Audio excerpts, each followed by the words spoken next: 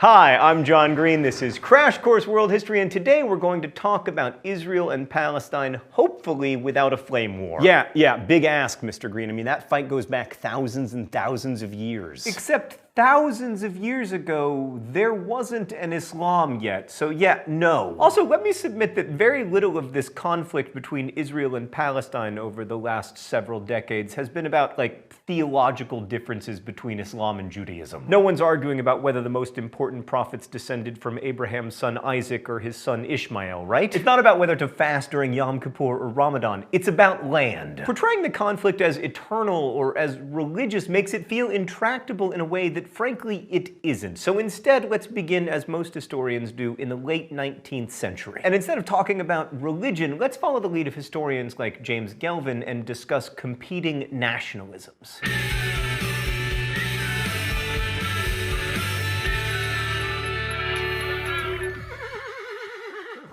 Okay, so in the late 19th century, the Ottoman Empire ruled over what we now know as Palestine. The population there, according to Ottoman records from 1878, was 87% Muslim, 10% Christian, and 3% Jewish. Everybody spoke Arabic as the daily language, and in Jerusalem, the religious populations were roughly equal. To give you a sense of life in Ottoman Palestine, an Arab Orthodox Christian musician named Wasif Jaharia grew up in Jerusalem in the first decade of the 20th century, learning the Quran in school and celebrating both Passover and Eid with his Jewish and Muslim neighbors. Ottoman Palestine was, in short, a place in which people of different religious faiths lived peacefully together.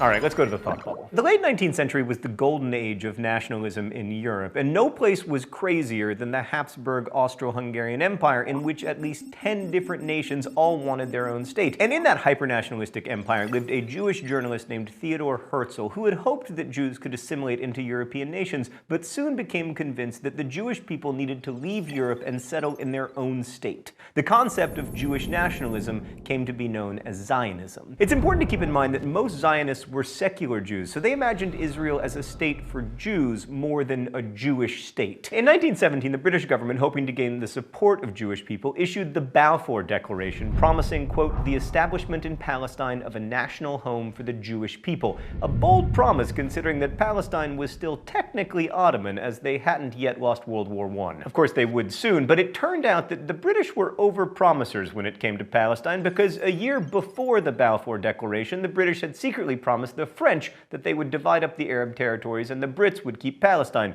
Furthermore, in 1915, other British officials had promised the ruler of Mecca, Sharif Hussein, that he would rule over an Arab state, including Palestine, if he led an Arab revolt against Ottoman rule, which Hussein promptly did. So basically, the Brits had promised Palestine to the Meccans, to themselves, and to the Zionists. What could go wrong? Thanks, Thought Bubble. So shortly after the end of the war,